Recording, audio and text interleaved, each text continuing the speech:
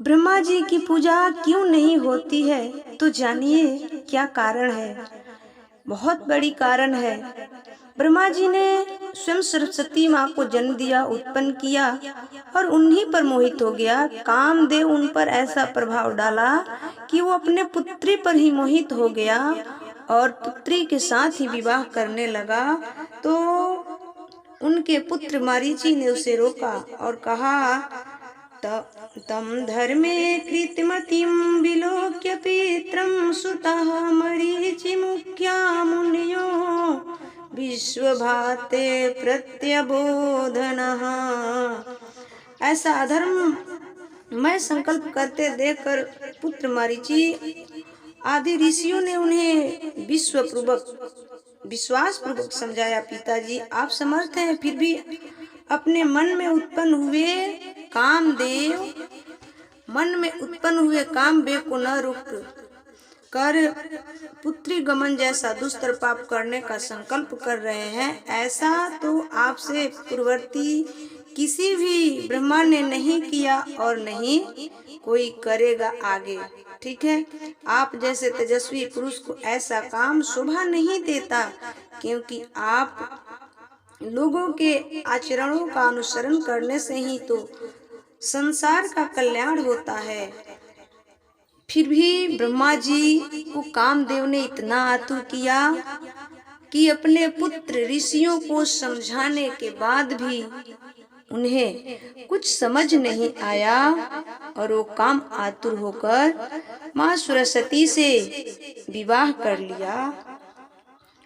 और ये लिखा गया है, ये मैं अपने से नहीं कहती, श्रीमद् भागवत पुराण में तृतीय स्कंध अर्थ 12 अध्याय श्लोक नंबर 29 में लिखा गया है कि मरीचि ने ब्रह्मा जी को मना किया, फिर भी ब्रह्मा जी ने इतने काम आतुर हो गए थे, कामदेव ने उस पर ऐसी प्रभाव डाल रखा था कि वो समझ नहीं पाया और सरस्वती से शादी कर लिया और 100 वर्ष तक वन में पति पत्नी की भांति वे लोग रहे और उनसे एक पुत्र उत्पन्न हुआ जो स्वयं मनु के नाम से जाना जाता है।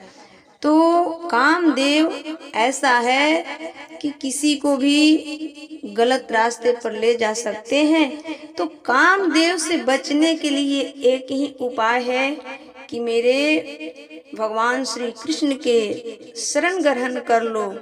जो भगवान श्री कृष्ण के शरण ग्रहण करते हैं उसे कामदेव कभी भी नहीं तंग करते हैं, कामदेव से हार जाते हैं।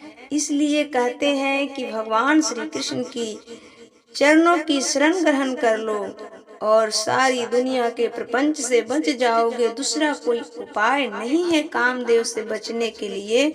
ब्रह्मा जी को, भगवान शंकर जी को कामदेव ने हरा दिया तो हम सब तो तुच्छ प्राणी हैं, क्या है।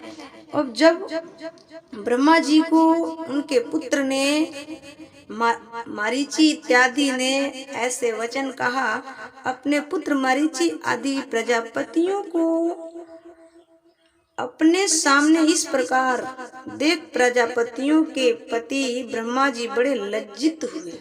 ब्रह्मा जी बड़े लज्जित हुए और उन्होंने उस शरीर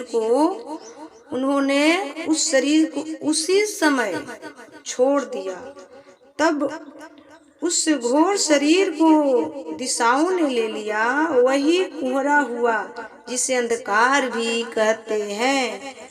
उसके बाद वाला शरीर से ब्रह्मा जी के मुख से 4 वेद प्रकट हुए। ब्रह्मा जी ने अपने पूर्व, दक्षिण, पश्चिम और उत्तर मुख से क्रमशः 4 वेदों का रचना किया।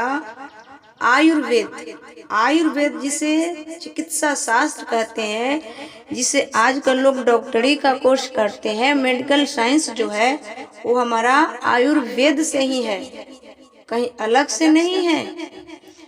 दूसरा धनुर्वेद जो शस्त्र विद्या है, जिसे बंदूक, राइफल इत्यादि बनाया जाता है, वो कहीं और से नहीं बनाया जाता, हमारे वेद से ही बनाया जाता है। धनु वेद से ही निकलता है। गंधर्व वेद संगीत शास्त्र होता है। संगीत का ज्ञान कहाँ से होता है? संगीत का ज्ञान कहाँ से होता है? गंधर्व वेद से संगीत की कला उत्पन्न होती है।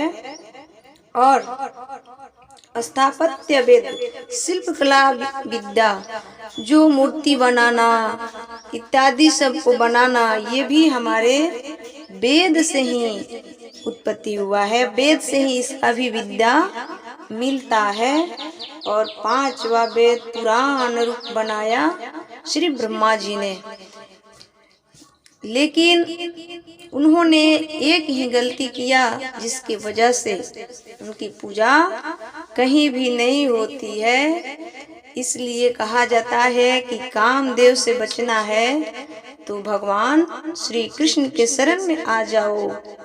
आपसे कभी कामदेव जीतेंगे नहीं, हार जाएंगे, वो तो भाग जाते हैं। ठीक है, वीडियो कैसी लगी? अच्छी लगी होगी तो लाइक करना।